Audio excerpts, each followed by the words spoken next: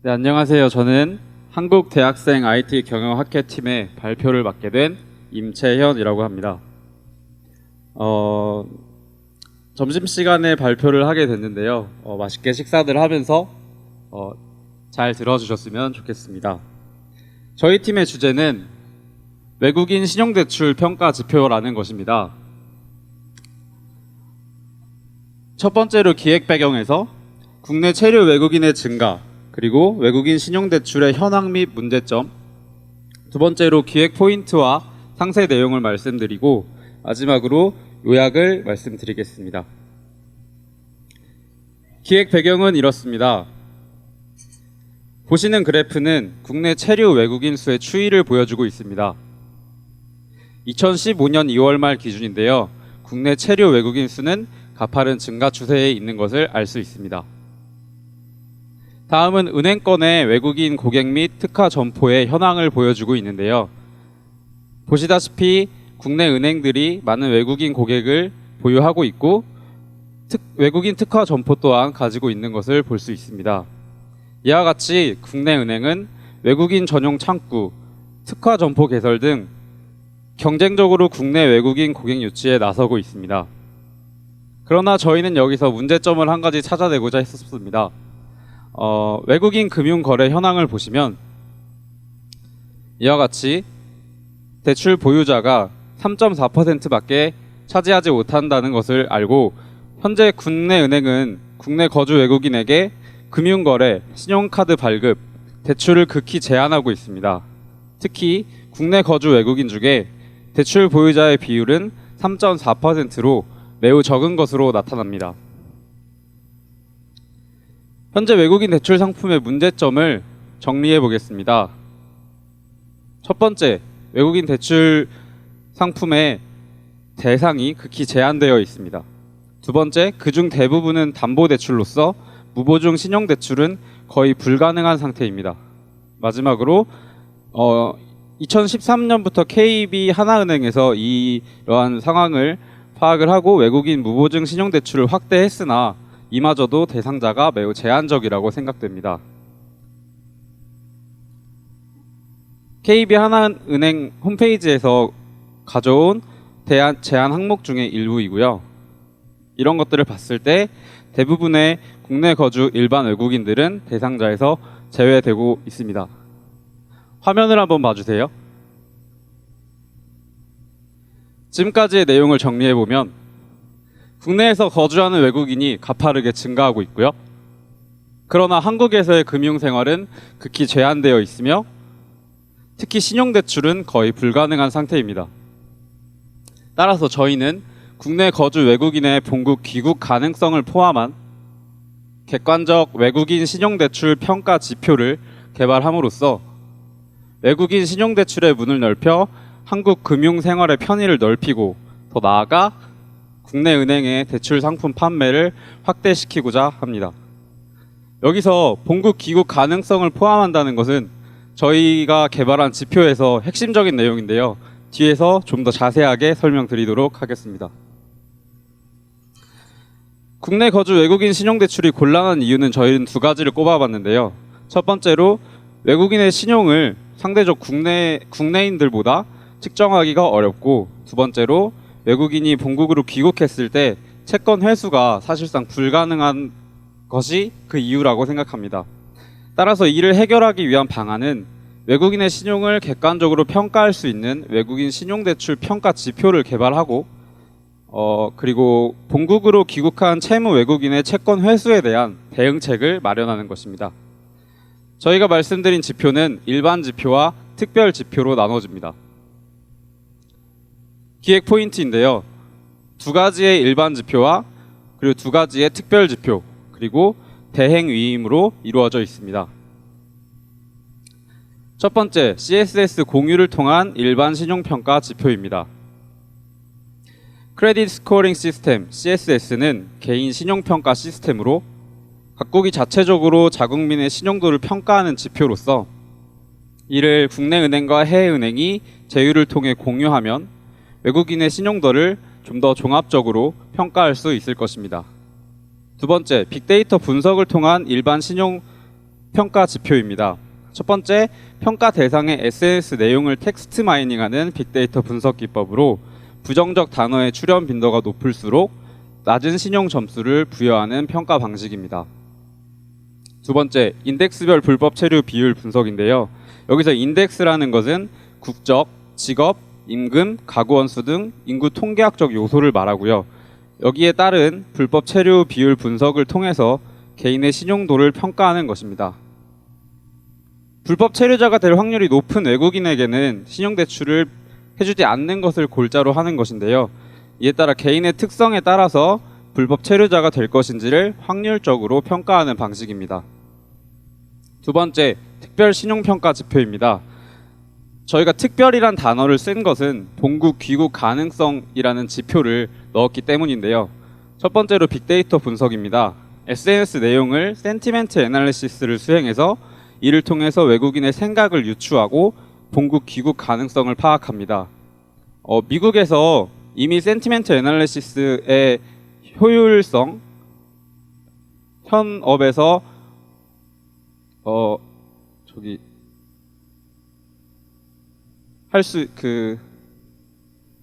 현업에서 사용할 수 있는 가능성을 이미 증명을 해내고 있었고요. 그리고 다음으로 비자 종류 분석은 외국인이 입국 시 발급받은 비자 정보를 통해서 입국 목적을 파악하여 귀국 가능성을 평가하는 것입니다. 마지막으로 채권회수 대행입니다. 본국 귀국 가능성을 포함한 이러한 외국인 신용대출 평가 지표에도 불구하고 외국인이 본국으로 귀국하는 것은 사실은 막을 수 없을지도 모릅니다. 따라서 본국으로 귀국하는 채무 외국인에 대한 대응책으로서 국내 은행과 해외 은행의 제휴를 통해 채권 회수를 대행하는 제도를 마련합니다. 여기에는 아까도 말씀하셨듯이 정부적 차원의 협조가 필요합니다. 정부적 차원에서 채권 회수 대행을 위한 국가 간 은행의 제휴가 가능하다면 채권 회수가 불가능할 수도 있는 외국인 신용대출에 대한 은행의 위험을 최소화시킬 수 있을 것이라고 생각합니다. 저희가 제안하는 5가지를 다시 한번 PPT로 정리해봤고요. 그래서 결론은 이러한 지표를 개발함으로써 외국인들의 한국 금융생활의 편의를 넓히고 그리고 나아가서 국내 은행의 대출 상품 판매를 확대를 시킬 수 있다고 생각합니다.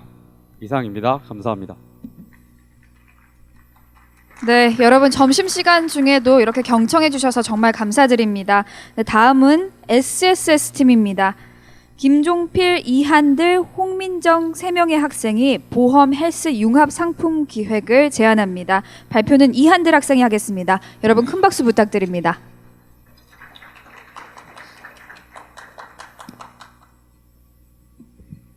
네, 안녕하세요. 저는 2016 미래금융포럼 대학생 공모전 2번째 발표를 맡게 된 SSS 팀 이한들입니다.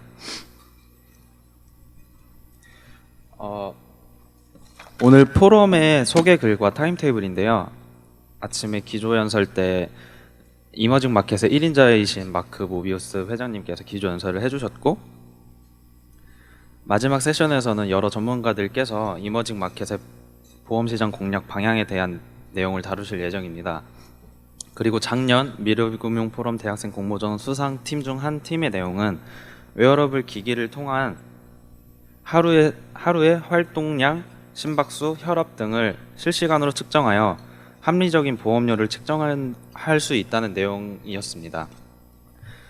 발표 처음에 이 2슬라이드를 먼저 보여드린 이유는 저희가 제시하는 아이디어의 키워드를 이머징 마켓, 보험, 운동 이렇게 3단어로 말씀드릴 수 있기 때문입니다. 실제로 우리나라의 보험회사들은 시장 확보를 위해 특히 아시아 진출에 많은 노력을 하고 있습니다. 그 결과 전반적인 점포의 수가 증가하고 있다는 것을 확인할 수 있는데요.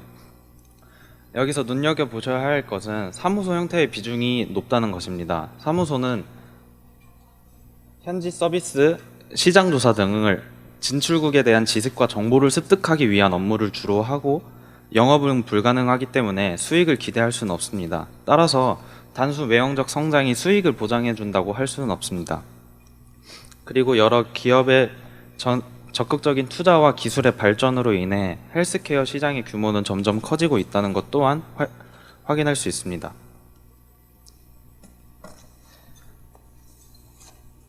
국내 시장의 포화로 수익이 둔화되면서 새로운 시장을 찾기 위해 해외 진출의 필요성이 강조되고 있는 상황에서 아시아 국가들은 보험 체계가 제대로 갖춰져 있지 않아 이머징 마켓으로 여겨집니다. 헬스와 보험을 결합하여 참신하고 매력적인 상품을 제안하여 절대적인 가입자 수를 늘려 수익을 창출할 수 있을 것입니다. 전 세계인들은 웰빙 라이프에 대한 높은 관심을 갖고 있기 때문에 이 상품이 국내 시장뿐만이 아니라 아시아 시장에서도 성공할 수 있다고 생각합니다. 기존 보험 상품들은 고객의 나이와 성별 등에 의존하고 연수에 비례하여 할인된 금액이 책정됩니다. 반면에 저희가 제안하는 상품의 핵심 컨셉은 운동을 한 만큼 포인트를 받는다입니다. 가입자는 스마트 밴드를 손목에 차고 운동을 하고 그러면 운동량이 측정되고 운동량에 비례하는 포인트가 적립됩니다. 가입자는 적립된 포인트를 보험료 할인이나 건강식품 구매를 하는데 사용할 수 있습니다. 저희가 생각하는 이 상품의 핵심 가치는 운동이 삶의 일부가 된다는 것입니다. 포인트 제도를 이용하면 가입자들이 더 많은 포인트를 모으기 위해서 적극적으로 운동을 할 것이고 자발적인 참여로 인해 결국에는 운동이 생활화되어 가입자가 운동을 하여 건강을 얻는 가치를 제공하는 것입니다. 건강과 경제 이익을 동시에 얻을 수 있기 때문에 절대적 가입자 수가 늘고 그에 따라 보험료에 의한 수익이 증가할 것입니다.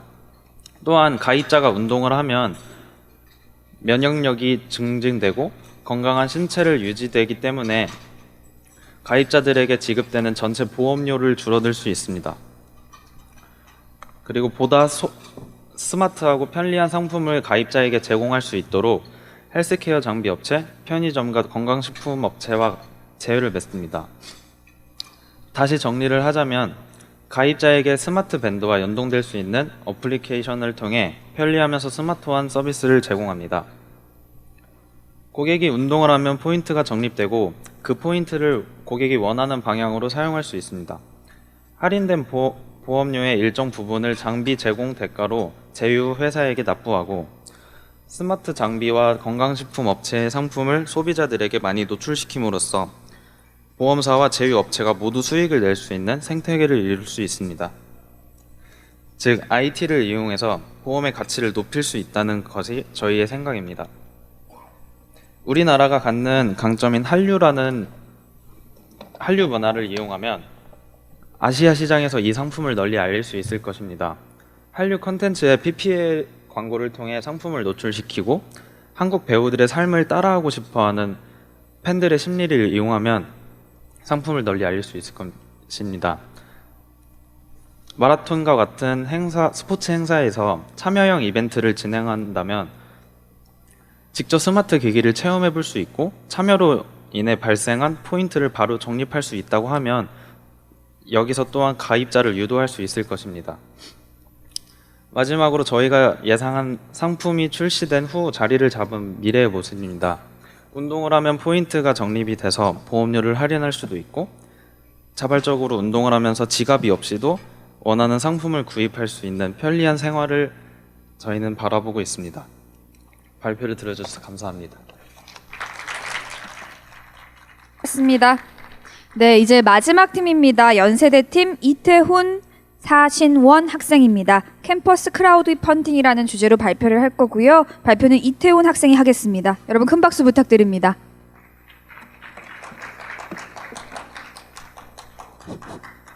네, 안녕하세요. 이번에 캠퍼스 크라우드 펀딩에 대해서 발표를 맡게 된 연세대학교 이태훈입니다. 저희의 발표 순서는 여기 보시다시피 이렇게 4가지로 되어 있는데요. 첫 번째로 저희는 가장 먼저 저희 팀이 분석한 오늘날의 금융산업에 대한 현황에 대해서 먼저 말씀을 드리고요. 두 번째로는 저희가 분석했던 오늘날의 금융산업을 바탕으로 저희 팀이 생각했던 저희 팀만의 문제를 제기할 것이고, 세 번째로는 이러한 문제점을 바탕으로 저희 팀이 제시한 해결책인 캠퍼스 크라우드 펀딩이 무엇인지에 대해서 저희가 설명을 드리도록 하겠습니다. 그리고 마지막으로는 이 캠퍼스 크라우드 펀딩의 기대 효과를 끝으로 발표를 끝내도록 하겠습니다.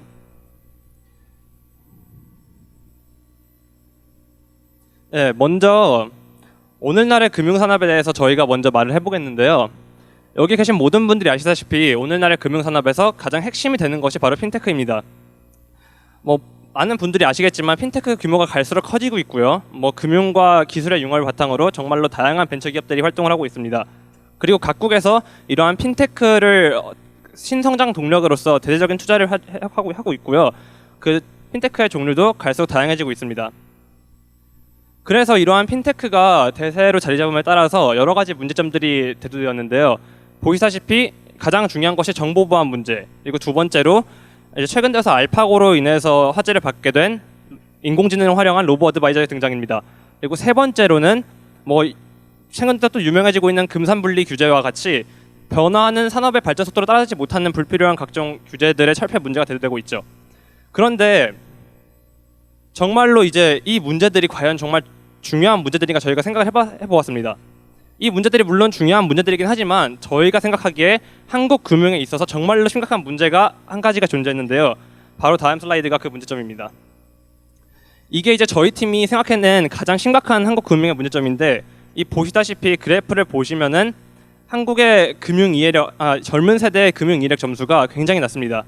20대의 금융 이해력이 30대, 40대는 물론 60대보다도 낮다는 것을 알 수가 있고요. 아래에 이제 그 그래프를 보시면은 학생들이 경제 과목을 가장 기피합니다. 그리고 해외 선진국들과는 달리 한국의 학생들은 체계적인 금융교육을 받지 못하고 있고요. 이러한 한국 금융교육의 실태가 2014년에 그 S&P에서 조사한 금융 문맹률, 금융 이해도, 세계 각국의 금융 이해도와 수학 실력의 상관관계에서 그대로 드러나게 되었습니다. 이 표를 보시면은 일반적인 법칙이 학생들이 수학 실력이 높으면은 금융 이해도가 높아야 되는데 한국의 경우에는 수학 실력이 굉장히 높습니다.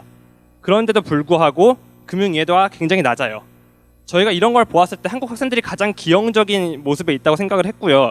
여기 나와 있는 중국의 경우는 전체 표본으로 이루어진 대상이 아니었습니다. 이때 2012년에 이루어진 피사 수학 테스트를 가지고 표본을 구성했는데 중국 학생들의 경우에는 중국 학생 전체가 아니라 상해 학생들만 대상으로 이루어진 테스트였습니다. 그래서 이런 걸 보았을 때 중국은 예외적인 경우라 치더라도 한국의 경우에는 전반적으로 수학 실력이 뛰어남에도 불구하고 금융 이해도가 떨어지는 이렇게 기형적인 모습을 보인다는 것을 알 수가 있고요. 저희는 이러한 문제점을 좀 다른 방식으로 접근을 해서 그 스타트업과 연관을 한번 시켜보았습니다. 간단하게 설명을 드리자면 스타트업들은 초기 자본이 7천만 원 내외의 굉장히 작은 액수로 이루어져 있고요. 자본금이. 그리고 만성적인 자금 부족에 시달리고 그렇기 때문에 항상 새로운 투자 유치 수단에 대해서 고민을 하고 있습니다.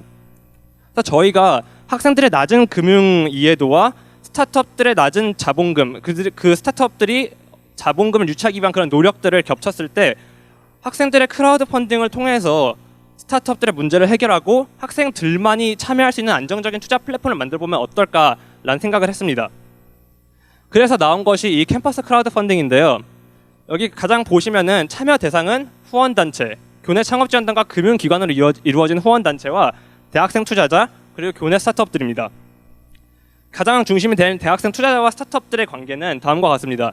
먼저 학생들은 정해진 상한선 내에서 소액으로 단기 투자를 진행을 하고요.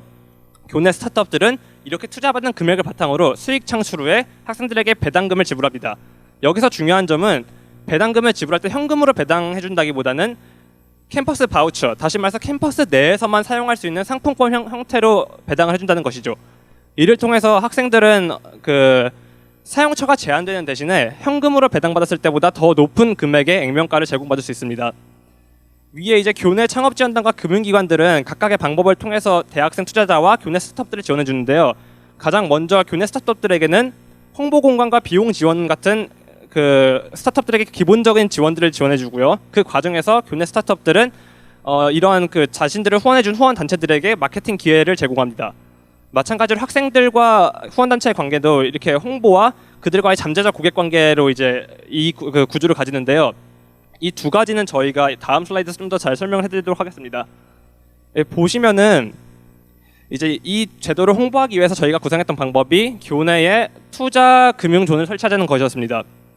그래서 많은 학생들이 아까도 보셨듯이 금융과 투자에 대해서 거의 문외한 상태이다 보니까 저희는 이것을 오프라인으로 홍보할 필요성을 느꼈고요.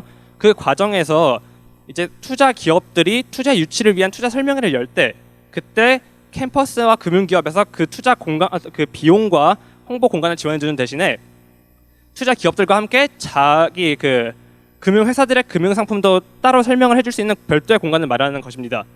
이를 통해서 학생들은 관심이 있던 스타트업들에 대해서 알아보는 것은 물론 그 과정에 참여한 그 과정에서 참여한 금융기업들을 통해서 그동안은 알지 못했던 여러 가지 금융상품들에 대해서 좀 더 맞춤형 설명을 들을 수 있는 계기를 가질 수 있게 됩니다.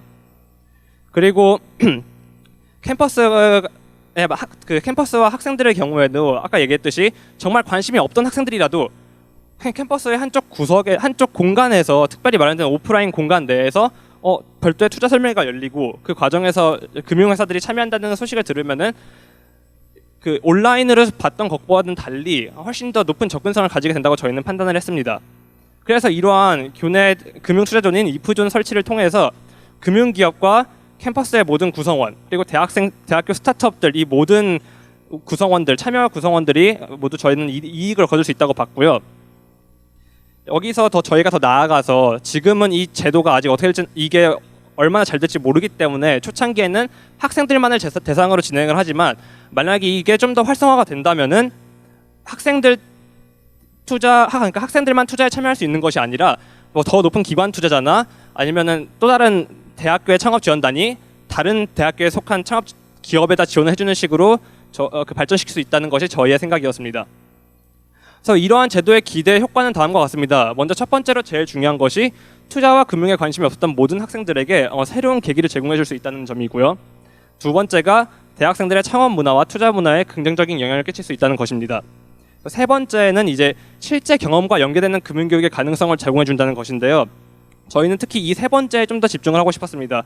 이미 저희가 조사를 통해서 알아본 결과 굉장히 많은 금융교육 컨텐츠들이 존재를 하고 있고요. 금융감독원, 한국은행 이런 여러 가지 정부 단체는 물론 여러 민간 기업들에서도 각각의 금융 교육을 진행하고 있습니다. 하지만 접근성이 너무 낮고 모두 다 이론에만 끝나기 때문에 학생들이 굉장히 쉽게 흥미를 잃어버리는 걸 저희는 보았습니다. 그래서 이를 통해서 그래서 이러한 저희 아이디어를 통해서 좀 더 실제 경험과 연계되는 금융교육의 새로운 가능성을 제공할 수 있다고 저희는 판단을 했고요. 네 번째는 이 모든 과정이 이제 온라인을 통해서 이루어지기 때문에 온라인을 통해서 좀 더 활성화될 수 있기 때문에 실시간 대학생 벤처투자 플랫폼이라는 새로운 핀테크 분야를 제공할 수 있다는 장점도 가집니다. 처음에는 대학생들만 대상이지만 앞으로 좀 더 참여 구성원을 투자자들을 좀 더 확장시킴으로써 대학생에만 그치지 않고 더 많은 사람들이 참여할 수 있도록 확장시켜 나가는 것이 저희의 궁극적인 목표고요. 다섯 번째가 이제 이프존 활용을 통해서 금융 상품의 시각화 및 체험화를 적극적으로 추진할 수 있다는 것입니다. 보시면은 많은 학생들이 생각보다 금융 상품에 대해서 굉장히 추상적으로 느끼고 있고요. 그런 것 때문에 금융에 대해서 굉장히 어려워하고 있습니다. 이러한 상황에서 핀테크 시대가 도래했을 때 그들이 금융에 대해서 좀 더 제대로 알고 있지 못한다면은 이는 개인적인 경쟁력 저하뿐만이 아니라 국가적 차원의 경쟁력도 저하될 수 있기 때문에 저희는 이러한 이프존 활용을 통해서 그 참여 기업 브랜드 같은 경우는 이 기업의 브랜드 이미지를 제고할 수 있고 잠재 고객을 확보할 수 있으며 참여하는 모든 학생들에게는 금융의 진입 장벽을 완화해 줄 수 있다라는 장점을 가진다고 저희는 생각을 했습니다. 네, 여기까지가 저희의 발표였고요. 들어주셔서 감사합니다.